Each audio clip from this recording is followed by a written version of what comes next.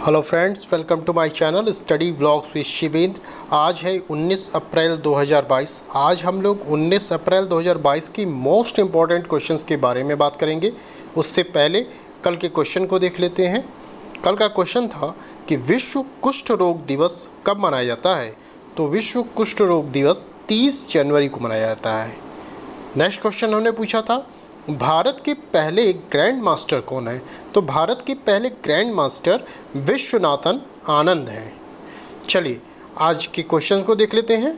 आज का पहला क्वेश्चन है आयरन बीम नामक मिसाइल का सफलतापूर्वक परीक्षण किस देश के द्वारा किया गया। तो आयरन बीम नामक मिसाइल का सफलतापूर्वक परीक्षण इजराइल ने किया है। किसने? इजराइल ने। आयरन बीम को राफेल एडवांस डिफेंस सिस्टम द्वारा विकसित किया गया है। ये भी याद रखिएगा आप, ये पूछा जा सकता है कि किसके द्वारा विकसित किया गया, तो आप बताएंगे राफेल एडवांस डिफेंस सिस्टम द्वारा विकसित किया गया है। एक्यूरेसी कितनी है? 90% है। रेंज कितनी है? मारक क्षमता उसकी 7 किलोमीटर। कितनी? 7 किलोमीटर है। अब देखिए इजराइल है, तो इजराइल के विषय में थोड़ा सा जान लेते हैं। राजधानी क्या है इजराइल की? यरूशलेम है। राष्ट्रपति कौन है? इशाक हरजोग हैं। प्रधानमंत्री नेफ्टाली बेनेट हैं। मुद्रा क्या है? न्यू शेकेल है, मुद्रा है। संसद का क्या नाम है?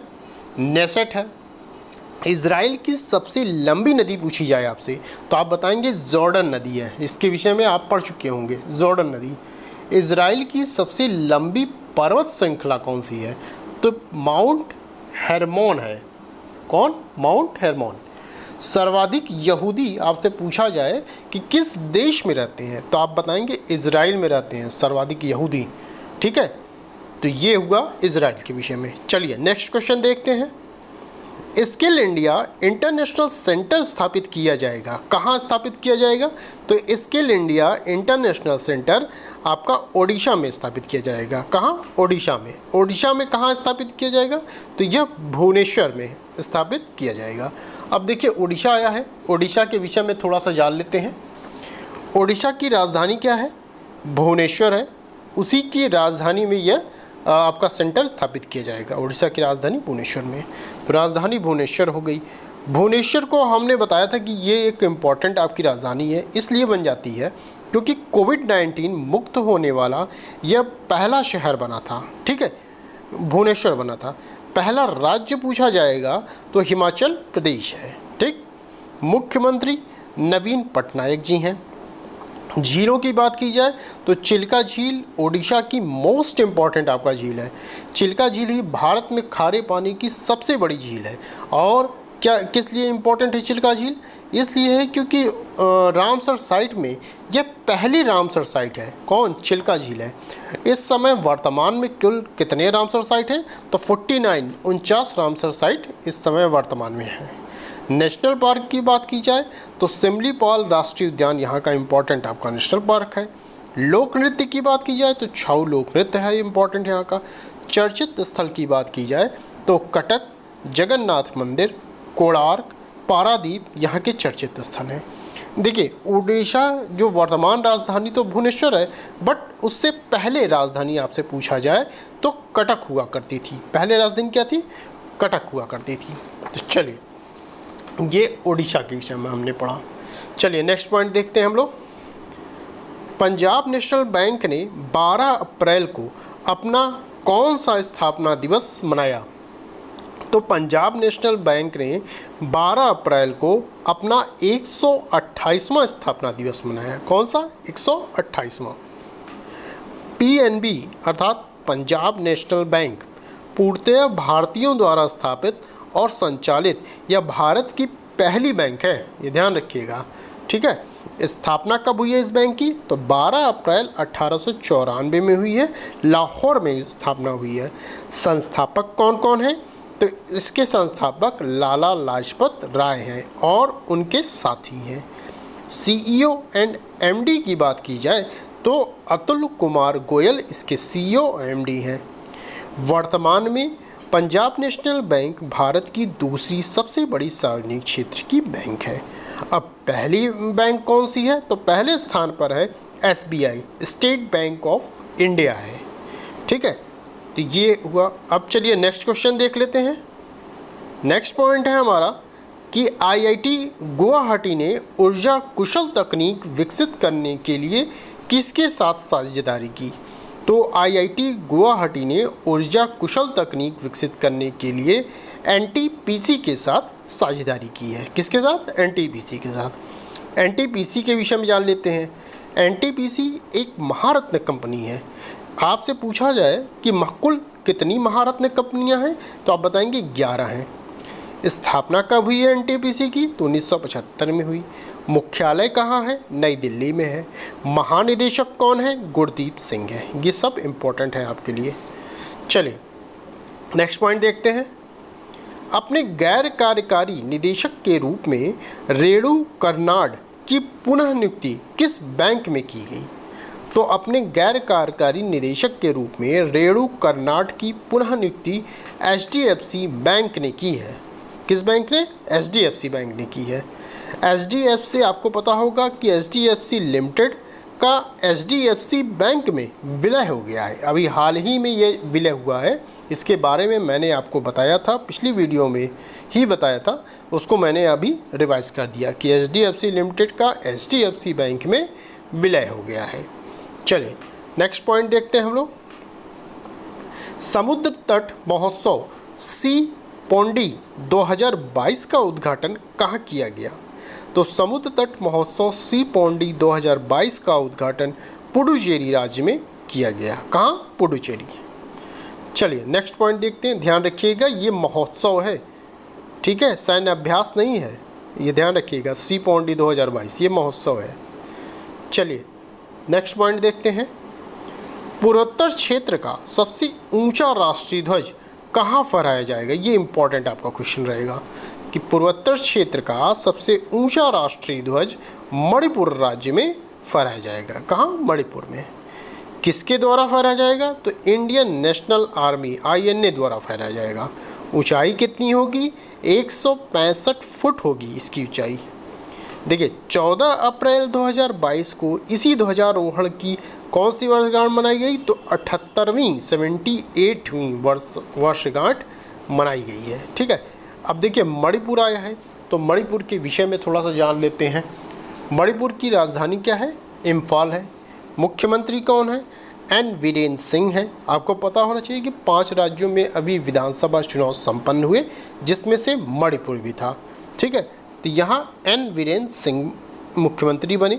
राज्यपाल ला गणेशन है। आपको पता होगा कि जहाँ पर कोई मुख्यमंत्री बनता है तो वहाँ शपथ कौन दिलाता है? उस राज्य का राज्यपाल दिलाता है। तो ला गणेशन द्वारा इनको शपथ दिलाई गई। झीलों की बात की जाए तो लोकटक झील मोस्ट इम्पॉर्टेंट आपका झील है, यहाँ की मणिपुर की है। नेशनल पार्क की बात की जाए तो केबुल लामजाओ सिरोही राष्ट्रीय उद्यान यहाँ के इम्पॉर्टेंट आपके नेशनल पार्क हैं।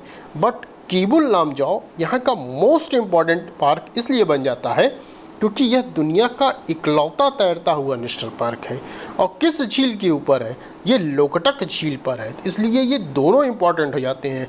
एक तो लोकटक झील इम्पॉर्टेंट हो जाती है और दूसरी केबुल लामजाओ इम्पॉर्टेंट हो जाता है। दर्रे की बात की जाए तो तुजू दर्रा यहाँ का इम्पॉर्टेंट है। चर्चित स्थल की बात की जाए तो इम्फाल कांगला पैलेस यहाँ के चर्चित स्थल हैं।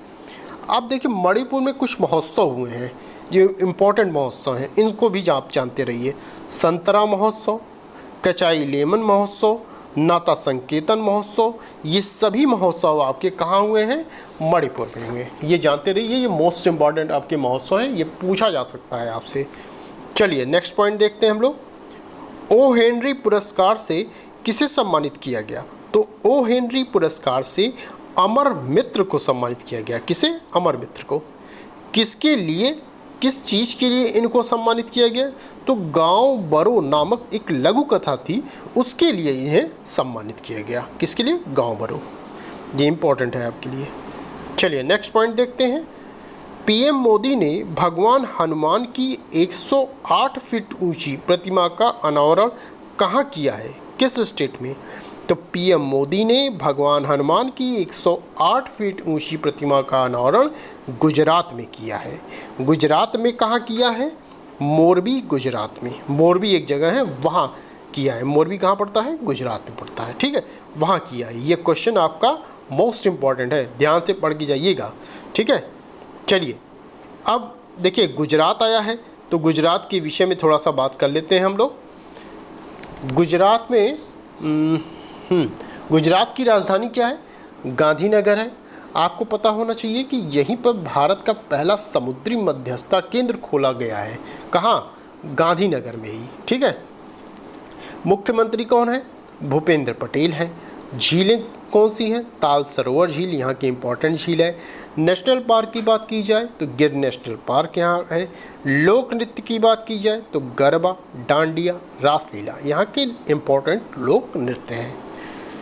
सूरत में भारत की पहली बुलेट ट्रेन का स्टेशन बनाया जा रहा है, ठीक है। भारत की पहली बुलेट ट्रेन का स्टेशन अगर पूछा जाए तो सूरत में बनाया जा रहा है, ठीक है। अब गुजरात से ही कर्क रेखा गुजरती है। अब आपसे ये पूछा जाए कि जो कर्क रेखा है कितने राज्यों से होकर गुजरती है, तो आप बताएंगे 8 राज्यों से। 8 राज्य कौन है?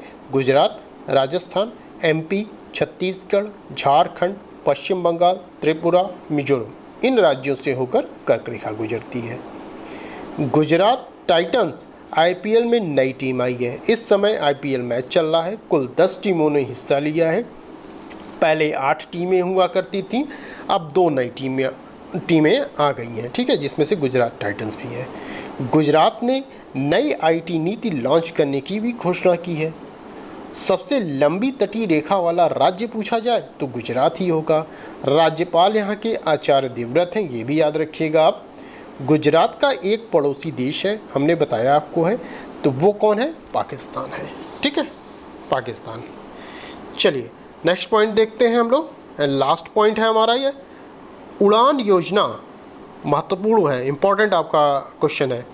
उड़ान योजना प्रधानमंत्री पुरस्कार के लिए चुनी गई है। आपसे पूछा जाएगा कि कौन सी योजना प्रधानमंत्री पुरस्कार के लिए चुनी गई, तो आप बताएंगे उड़ान योजना प्रधानमंत्री पुरस्कार के लिए चुनी गई है।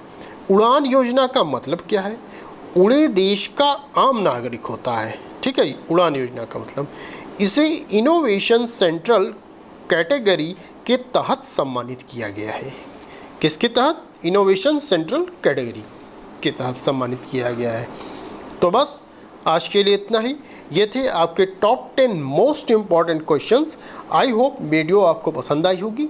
यदि वीडियो आपको पसंद आई हो तो प्लीज़ वीडियो को लाइक, शेयर एंड सब्सक्राइब कर दीजिएगा और साथ ही साथ बेल आइकन को भी प्रेस कर दीजिएगा, जिससे कि आने वाले वीडियो की नोटिफिकेशन आपको मिलते रहे।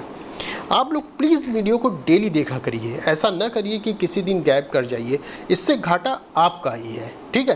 तो डेली आप देखेंगे तो डेली आप रूटीन में बने रहेंगे, क्या क्या नए नए क्वेश्चन आ रहे हैं ये आपको पता चलते रहेंगे, ठीक है।